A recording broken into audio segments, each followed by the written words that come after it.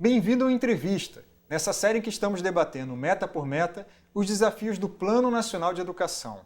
Hoje vamos tratar da meta 12, que fala sobre o ensino superior. Nosso convidado é o professor Simon Schwartzman, pesquisador do Instituto de Estudos do Trabalho e Sociedade. Vamos ouvir a meta primeiro.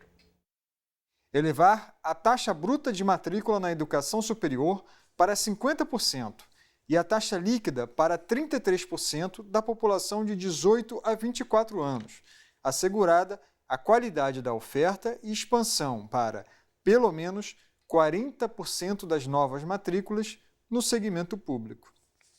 Professor, tudo bem? Tudo bem, compadre. Obrigado por aceitar nosso convite. É um prazer. Professor, essa meta talvez seja importante explicar antes, que trata de duas questões, da taxa bruta e da taxa líquida de matrícula no ensino superior. Ou seja, a taxa bruta, o total de alunos, independente da idade, pelo percentual da população de 18 a 24, e a taxa líquida, que talvez seja mais simples de entender, que é o percentual da população de 18 a 24 que está no ensino superior.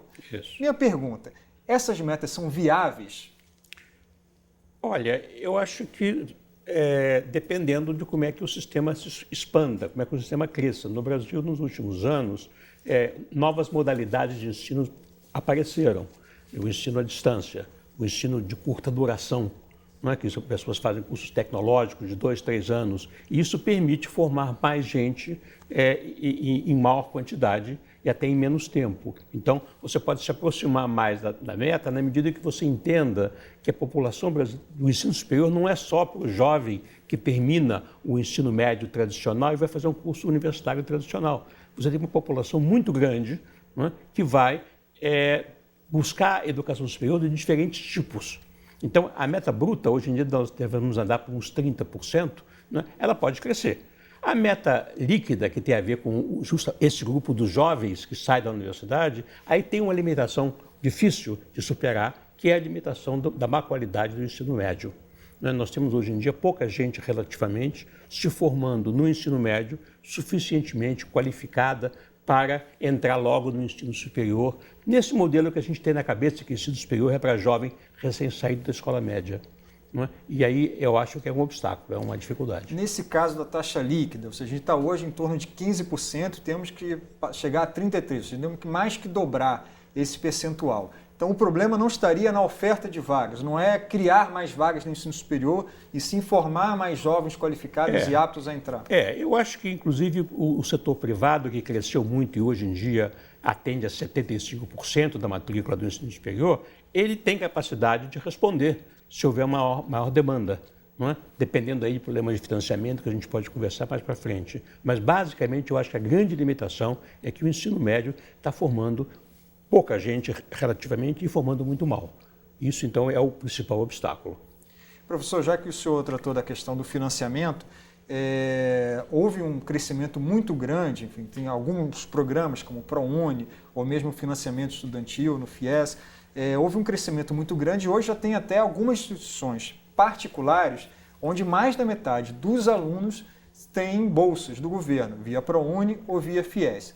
Esse modelo, estamos perto do esgotamento, há como crescer mais com o financiamento estatal ou há que se buscar outros mecanismos, outros modelos? O FIES, na verdade, teoricamente, pelo menos, não é um financiamento, é um empréstimo.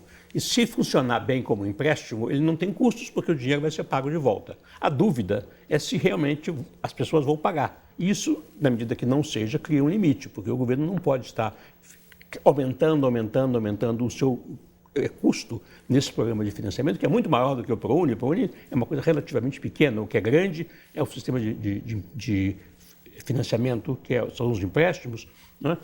E, inclusive, com problemas de falta de controle sobre isso, porque até agora, pelo menos, as instituições não têm por que prestar muita conta, nem pela qualidade do que elas fazem, nem, enfim, elas simplesmente recebem esse dinheiro e a gente sabe também que são empresas privadas que fazem disso um grande negócio.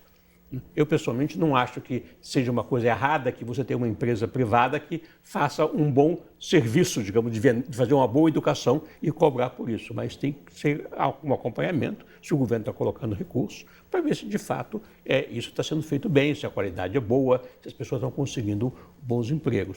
Os Estados Unidos têm uma experiência grande sobre isso e, recentemente, eles andaram cortando financiamentos. E eles têm um critério muito interessante nos Estados Unidos. Eles verificam se os alunos formados, de fato, conseguem empregos que conseguem pagar o empréstimo. E se a instituição não consegue mostrar, a faculdade, que os alunos formados são capazes de conseguir o emprego para pagar o empréstimo, eles cortam o financiamento. Nós, no Brasil, não temos dados sobre o que acontece com o aluno depois de formado. Professor, o senhor tratou da questão da qualidade na sua resposta. Vamos ouvir uma pergunta do professor justamente sobre a questão da qualidade. Minha pergunta vendo a meta ambiciosa do governo federal em ampliar o número de matrículas no ensino superior, a pergunta é: como o governo vai fiscalizar a qualidade, a ida desses recursos para essas instituições e verificar também como essas instituições estão, qual é o resultado desse investimento junto a essas instituições? Pergunta essencial. Eu acho que é uma pergunta essencial. Nós temos no Brasil um sistema muito complicado de avaliação, não é? O ENAD, o exame de cursos e todo um sistema que o governo montou, mas esse sistema, na verdade, apesar de que ele mobiliza muitos recursos, etc., ele só pune algumas instituições extremamente ruins do setor privado. Por exemplo, ele não tem nenhum efeito sobre o setor público, que é muito caro. Não é? Eu acho que você precisaria repensar, não é? O que está acontecendo com esse sistema. E um critério que eu já mencionei, que é muito simples, que cada vez mais se usa, mas no Brasil nós não temos muita informação, é o que acontece com a pessoa depois de formada. Eu acho que a gente tem que rever o sistema de avaliação atualmente, que existe, né? E, inclusive, avaliar o setor público. O setor público, hoje em dia no Brasil, ele cobre mais ou menos 25% da matrícula, mas ele é muito mais caro do que o setor privado, por estudante, né? E o sistema de avaliação que tem, na verdade, ele não tem nenhum efeito sobre o sistema público. As instituições públicas elas podem estar muito bem, ou estar mais ou menos, ou estar ruim nas avaliações, que não acontece nada. Agora, avaliar um setor que é homogêneo já é difícil. Um setor heterogêneo, e como o senhor estava mesmo falando, que tende a ficar cada vez mais diversificado, com educação à distância, com outros modelos de educação superior, é um desafio ainda maior. O senhor citou uma das questões que podem ser, talvez, aplicadas a todos, que é avaliar o que acontece com esse jovem. Mas há como evoluir para que a gente consiga ter uma avaliação ou comparar bichos tão diferentes aí? O modelo de avaliação que hoje tem no Brasil, ele supõe um modelo só. Ele supõe que é o modelo da universidade tradicional. Então, quando você começa a crescer muito, você precisa ter vários modelos e, quem sabe, vários sistemas de avaliação separados. Eu não sei se tem sentido você avaliar um curso à distância que está formando profissionais de nível, digamos, médio, né, superior, mas não muito qualificados, com um sistema mais clássico que está formando especialistas, doutores, enfim, cursos profissionais muito especializados. Eu acho que você tem que ter critérios diferentes, você poderia ter até agências diferentes fazendo isso, né? E um país grande e complexo como o Brasil, ele poderia ter uma pluralidade de agências. E o fundamental aqui também é você informar ao usuário, ao estudante que vai entrar num curso, que tipo de curso ele vai entrar, que hoje em dia não se sabe. Você entra num curso dizendo: eu quero ser médico, eu quero ser engenheiro, eu quero ser advogado, enfim, ele vai escolher alguma coisa, mas ele não sabe, na verdade, se aquela instituição vai dar para ele a qualificação que ele espera obter. Professor, um problema que o senhor conhece bem, a gente está tratando aqui da inclusão, né, da matrícula, querendo que os alunos sejam matriculados. Mas uma vez matriculados, a gente sabe que no Brasil isso não é garantia de que o aluno vai chegar até o final. Exatamente. E no final o que a gente quer é que os alunos sejam diplomados, que eles concluam a sua etapa, seja qual for a trajetória que escolheram. Como resolver esse problema da evasão? Quão grave ele é no Brasil? Olha, eu acho que é um problema que ele é muito comum em todas as partes, você não resolve completamente, mas eu acho que você pode fazer várias coisas. Uma coisa fundamental é você tentar informar a sociedade, aos alunos, que chance ele tem realmente de completar aquele curso, né? Eu acho também que você tem que ter um processo de seleção adequado para pessoas que sejam capazes de, uma vez que entram, terminem. Você pode criar sistemas de apoio para estudantes que necessitem um apoio até financeiro, um apoio adicional para eles poderem completar. Tem várias medidas que você pode fazer para tentar melhorar essa situação. Agora, se você cria um sistema que ele é totalmente financiado, o estudante não custa nada, não é? Mas ele custa para o governo, seja através no setor público, financiamento direto, seja no setor privado, por um empréstimo de longuíssimo prazo.